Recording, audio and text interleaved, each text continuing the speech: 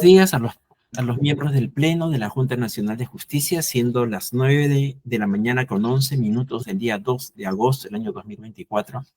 Daremos inicio a la agenda prevista. Doctora Bosa, ¿podrá indicarnos la diligencia prevista para esta hora? Sí, señor. Buenos días, señor presidente, señoras y señores miembros del Pleno y todos los presentes. Para el día de la fecha, 2 de agosto del año 2024, se ha programado informe oral en el procedimiento disciplinario número 040-2023-JNJ, seguido contra el señor Luis Alejandro Pérez León, en su condición de juez del Juzgado de Investigación Preparatoria de la provincia de Pacasmayo, con sede en San Pedro de Lloc, de la Corte Superior de Justicia de la Libertad. Cabe precisar que el doctor Luis Alejandro Pérez León se encuentra presente en plataforma. Muchas gracias. Muy buenos días, doctor Luis Pérez León. El Pleno de la Junta Nacional de Justicia le concede el uso de la palabra por 30 minutos. Puede usted iniciar en el momento que estime pertinente.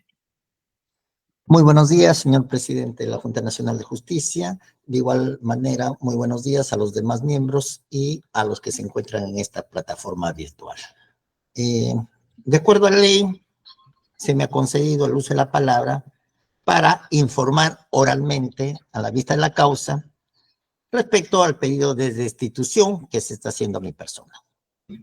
En primer lugar, señores magistrados, debemos recapitular un poco de qué se trata estos hechos y lo que se ha actuado anteriormente.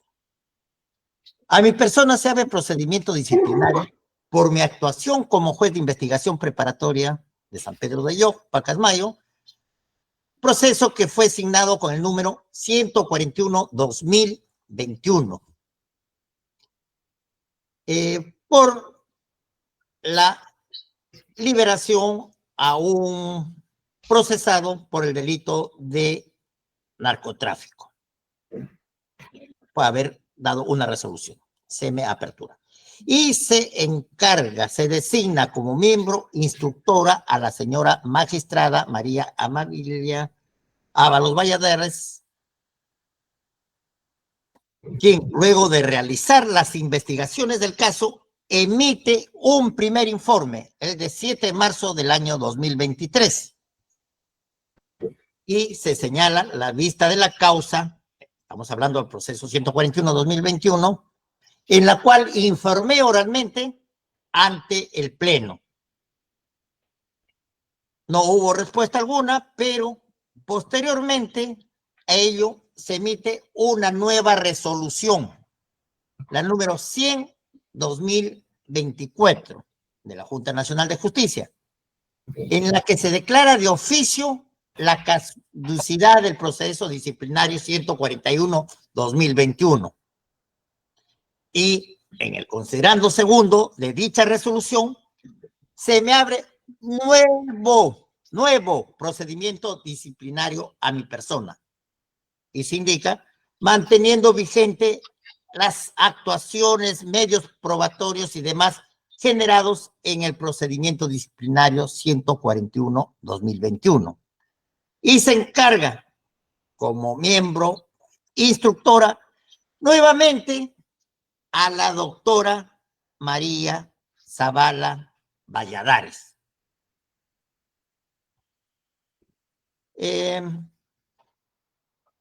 La magistrada emite el informe de instrucción número 040-2023, dirigido al presidente actual de la Junta Nacional de Justicia y respecto a mi actuación. En el informe antes señalado, en este último, en el punto 13, señala de la diligencia de declaración. En estricto cumplimiento de lo dispuesto en el artículo 56 del reglamento de procedimientos disciplinarios de la Junta Nacional, se señaló fecha y hora para la declaración virtual de la persona investigada para el 31 de mayo, 2:30. En dicha diligencia, el investigado manifestó que se rectifica todo lo dicho en su declaración realizada el 26 de abril de 2022, es decir, del anterior procedimiento. Pero lo que no indica en su informe la señora doctora María Zavala Valladares, es que le informé y le dije que ella estaba impedida de ser instructora en este segundo procedimiento, porque es un nuevo procedimiento, y ella ya había adelantado criterio en el primer proceso, es decir, en el 141-2021, al emitir su informe. Pero ella no consigna en su informe esta declaración que hice cuando se me tomó. Entonces ahora tenemos que ver cuáles son los principios del reglamento. Principio de la supremacía constitucional. Principio de legalidad y principio del debido procedimiento. No se puede imponer sanciones sin que se haya tramitado el procedimiento respectivo, respetando las garantías del debido procedimiento. Al respecto, existen jurisprudencias del Tribunal Constitucional en la que habla que todo magistrado debe actuar con imparcialidad. La garantía de imparcialidad se vincula a exigencias dentro del proceso, definidas como la independencia frente a las partes y el objeto del proceso mismo. De este modo, ambas deben ser emitidas con una totalidad, por lo que no puede alegarse el requisito de independencia mientras existan situaciones que generan dudas razonables sobre la parcialidad de los jueces.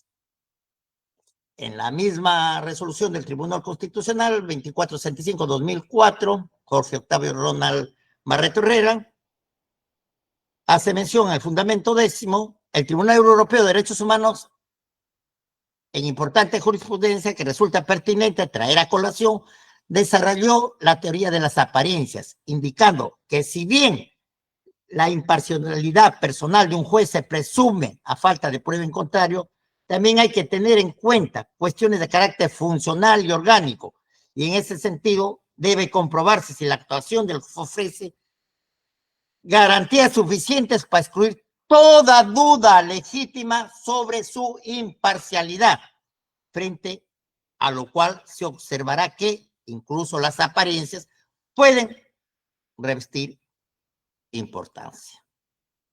En la Ley Orgánica de la Junta Nacional de Justicia, el título preliminar, en el literal dice, principio de imparcialidad. El ejercicio de las funciones previstas por la presente ley debe sustentarse en parámetros objetivos en el marco de la Constitución y las demás normas que integran el ordenamiento jurídico. Entonces, acá se ha violado flagrantemente el principio de imparcialidad, ya que la misma magistrada fue instructor y dio ya una opinión que incluso fue debatida o fue materia de un informe del recurrente, que no se haya resuelto, escapa a mi persona. Pero nuevamente se me abre un nuevo proceso. Como tal, hemos dado lectura. Entonces, al aperturarse este nuevo proceso, se debió nombrar a otro magistrado, porque ya la magistrada había adelantado criterio. Entonces me podrán decir, ¿y qué hizo usted? Simplemente no puedo hacer nada, porque la misma reglamento señala, los miembros de la Junta Nacional de Justicia no son recusables por el ejercicio de sus funciones disciplinarias, en garantía de la naturaleza de sus atribuciones constitucionales. Entonces no podría yo haber recusado a dicha magistrada por estar prohibido, pero ella sí debió abstenerse, como yo lo hice saber al momento de poner o dar mi informe oral.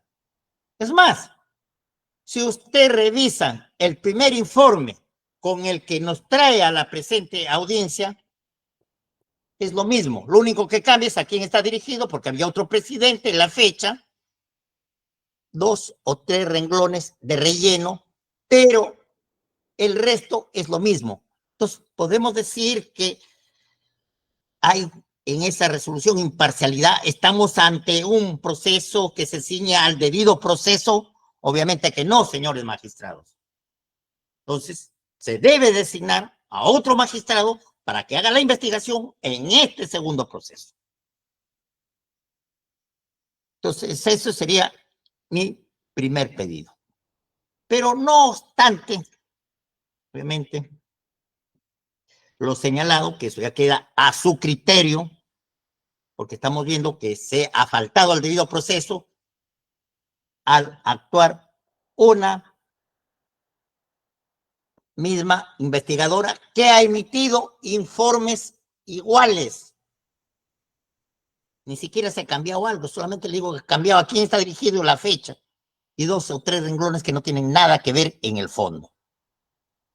Pero ya, yéndonos a los cargos. Se trata de un cese de prisión preventiva que se dio a un procesado Ismael Cícado, concerniente en una resolución número 6 de fecha 15 de enero de 2021. Señala que habría sostenido un hecho falso, esto es, habría determinado la existencia de un presunto nuevo elemento de convicción, documento remitido por la Policía de Buenos Aires, del Ministerio Público, que enervaría los fundamentos que sirvieron de base para dictar la prisión preventiva. Estos son los cargos, es un hecho falso. Pero no nos dice qué consiste ese hecho falso, ¿por qué? Ciñéndonos a la doctrina nacional. Alonso Raúl Peña Cabrera Freire, en su obra Derecho Partesional, sobre hecho falso, indica, en cuanto al prevaricato, de hecho, que es el hecho falso, se señala en la doctrina nacional, debe entenderse que el juez o el fiscal invoca hechos falsos cuando ellos no existan, o más exactamente, cuando no aparecen constando en los actos que resuelve. La prevaricación, de hecho, supone alegar circunstancias que no se han dado en la realidad del caso.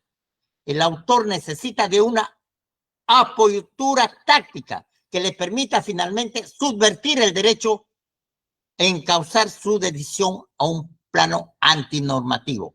Hecho falso consiste en afirmar como existente en autos algo que no existe, y no solamente en tomar como probado algo que al libre del criterio de otro juzgador no está probado. Falso sería que ha declarado 2 testigos cuando solamente lo ha declarado 1, y sobre la base de esto se emite una resolución falsa, es la que invoca como fundamento el pronunciamiento del juez, cuando nunca existió. Falso es invocar un secuestro que no se ha hecho, declarar un recurso que ha sido interpuesto fuera del término, cuando lo fue a tiempo y cosas semejantes. Estos son hechos falsos. Yo en ningún momento he mencionado hecho falso. Yo baso el cese en un documento que ha sido incorporado a la carpeta fiscal. Entonces no se puede decir que es un hecho falso. Y como les dije en la vez pasada, puede ser pertinente. Muy bien, acepto. Que me digan, ese documento no fue pertinente para declarar el cese. Es cosa muy distinta a decir que es un hecho falso. Y si no sabemos distinguir en qué consiste un hecho falso con un hecho o una prueba impertinente, entonces, ¿en dónde estamos? Entonces, no podemos decir se basó en un hecho falso, porque sí existe el documento y fue en base. Sobre todo, señores magistrados, estamos ante una pedido de cese en un proceso penal. El cese, ¿quién lo pide? El abogado defensor. ¿Quién es el que refuta? Ministerio Público.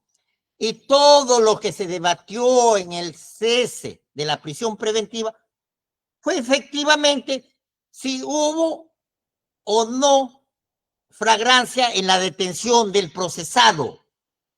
Eso es lo que discutió y el Ministerio Público alegó que había sido tenido en flagrancia. Y eso es lo que yo resolví en ese cuaderno de cese. No se invocó. Sin embargo, claro, porque se trata de narcotráfico, obviamente el público que va a decir soltó, ya hubo dinero, ya hubo de por medio, sanción, y buscar algún cuestionamiento a la resolución. Y dicen, hecho falso, cuando se sustenta en documentos válidamente incorporados. Que consideren que no sea pertinente, y vuelvo a repetir, es otra cosa. Que la resolución, lo único que ha hecho la magistrada es repetir todo lo que se dijo desde que se inició el proceso. Nada más, no ha hecho algún argumento mayor, y eso se ve en sus dos resoluciones.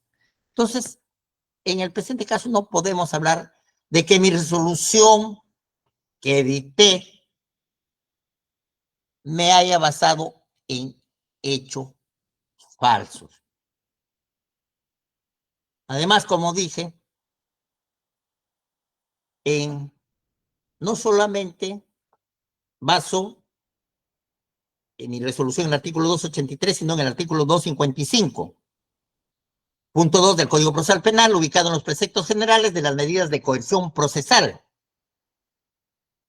que señala que las medidas, y eso lo pronuncio y lo menciono en mi resolución, que se pronuncie sobre estas medidas son reformables aún de oficio, cuando varían los supuestos que motivaron su imposición o rechazo. Entonces, yo lo que comprobé que no hubo flagrancia en la detención y por eso otorgo la libertad.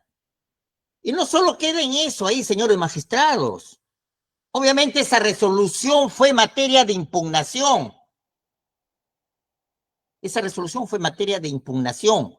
Es más, se ejecutó. O sea, la resolución que dicté se ejecutó porque al no cumplir con las reglas impuestas, se logra revocar y detener.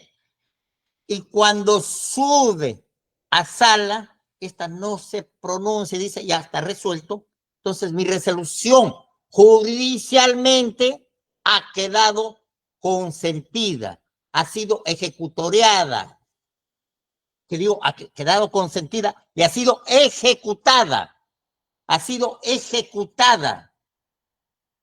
Entonces, una resolución que ha quedado consentida por la propia sala, por el propio Poder Judicial, que ha sido ejecutada, si se basa en un hecho falso que han cometido los otros magistrados. En todo caso, debieron declararlo nula en el propio Poder Judicial y no a esta instancia de la Junta Nacional de Justicia. Entonces vemos y recalco que no hay ningún hecho falso. Se basa en un documento existente y sobre todo que se discutió, y eso no menciona la magistrada en su informe. Se discutió en la del cese efectivamente sobre eso. El Ministerio Público no hizo ninguna alegación de que no se trataba de hecho, sino el cese se basó en que si hubo o no flagrancia, sin ningún otro elemento. Entonces, ¿yo qué podía resolver? Si eso es lo que discute el abogado defensor y lo que alega el Ministerio Público, yo emito mi resolución de acuerdo a lo alegado por las partes, pero sin señalar que habría un hecho falso. En el otro cargo que se me imputa a mi persona, porque son dos los cargos, el hecho falso, que obviamente no existe, digan que no es pertinente, que no fue pertinente para dar, acepto, pero no pueden decir que se trata de un hecho falso. El otro elemento por el cual se me está juzgando, porque son 2 cargos, es que habría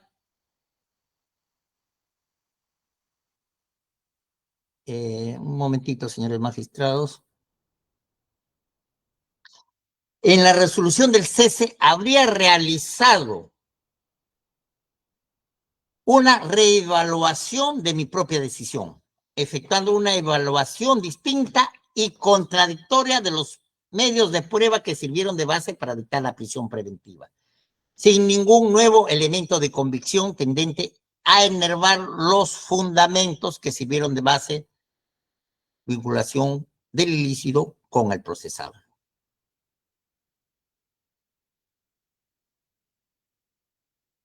Solamente, como dice mi descargo, toman frases, no al contenido íntegro de la resolución. Pero si se lo da el contenido íntegro de la resolución, no aparece ninguna contradicción. En la audiencia de prisión preventiva,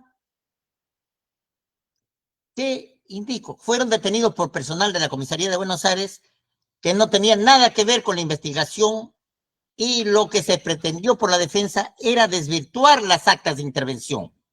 Si bien señalo que el personal de policía de Buenos Aires, que habría detenido con fines de control de identidad a 2 personas, estos policías no tenían nada que ver con la investigación que se estaba haciendo por drogas, pero no dije que esta detención no tenía ninguna vinculación con la detención que se hace en flagrancia, según el acta. Jamás señalé que ambas eran independientes. Nunca he señalado eso, sino que sacan frases. Y reitero, en ningún extremo de la audiencia de prisión preventiva manifiesto que son hechos independientes. Y como dejé señalado en los descargos y en la misma audiencia de prisión, transcrita en una de sus partes, pero se hace acá entrega de imágenes fílmicas. Y es ahí donde se toma conocimiento cómo estaba en operativo, no solamente, sino que involucra a toda la policía. Acá estoy señalando que involucra a toda la policía, no estoy señalando que son hechos independientes. Y obviamente, y ahí es donde se toma conocimiento que a las 4:45 de las personas, 2 personas de sexo masculino habían ingresado a un inmueble trepando por la pared del frontis del inmueble. Hecho inusual, hechos al momento de la intervención. Entonces, de ahí, donde interviene la policía, a estos 2 personales, Ismael Zícalo y Javier Roque Montesinos, en el local policial. O sea, primero, supuestamente los detienen por control de identidad, los llevan a la comisaría, y en la comisaría, sin haber hecho ningún control de identidad, ya viene horas después, incluso pasado la hora, la policía y lo detiene por lo de drogas. Entonces, las pruebas que se me adjuntaron al momento de prisión preventiva, se menciona el acta de intervención, dice que fueron intervenidos por control de identidad. Entonces, no estoy haciendo una reevaluación de mi decisión para sostener ambas intervenciones tienen, ya que ambas intervenciones tienen vinculación directa. Incluso, el abogado defensor, en la audiencia de prisión preventiva, en la apelación y en sustentación de sala que he juntado, siempre hablaba de la detención arbitraria a su defendido, que no fue en flagrancia. Pero como no había documentos que demuestren lo contrario, ya que el acta se ingresa casi a los 2 años de control de identidad, documento cuestionado con el cual sustento yo la libertad o el cese de Ismael Zícalo, se incorpora 2 años, casi a los 2 años recién se incorpora y se ve todas las falencias que tenía, que nunca hubo tal.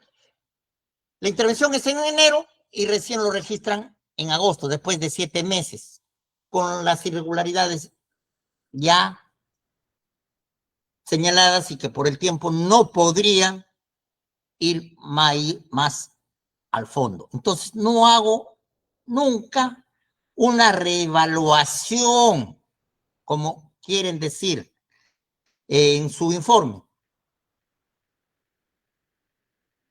Entonces, señores magistrados, niego rotundamente que se haya realizado un examen de la prisión preventiva, sino que con el nuevo elemento de convicción consideré y considero, porque no cambio de opinión, que la detención de Ismael Zícalo fue arbitraria.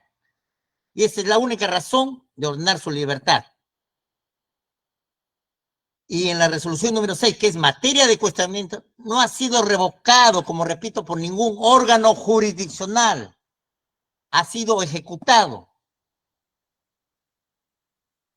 Entonces, en conclusión, señores magistrados, lo único que se ha hecho es un caso mediático, haber soltado a una persona y ver cómo lo sacamos, porque no podemos ver el que magistrados ordenen la libertad de procesados de narcotráfico o algún caso mediático. Para ellos no existe el derecho, para ellos no, porque ellos tienen que seguir detenidos. Caso contrario, estamos en el presente caso, que ya tengo 4 años ya, prácticamente 4 años desde la resolución que y hasta ahora no tengo ningún resultado del proceso. Finalmente, entonces, he hecho los descargos de los 2 que se repiten, pero, en primer lugar, como repito, hay una afectación al debido proceso, lo que conllevaría la nulidad, ¿no?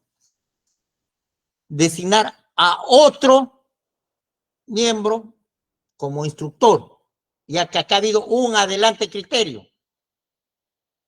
Y como repito, lo hubiese puesto en pantalla, hoja por hoja, que se trata del mismo informe. Entonces, ¿de qué imparcialidad podríamos hablar de la instructora? Entonces, en primer lugar, mi petición formal es que se declare la nulidad, que se nombre otro magistrado imparcial, que no haya conocido, que no haya hecho un pronunciamiento sobre los hechos y sujetar. O en todo caso, de no proceder, que se me absuelva, porque no hay hecho falso, no he hecho ninguna reevaluación conforme lo señala.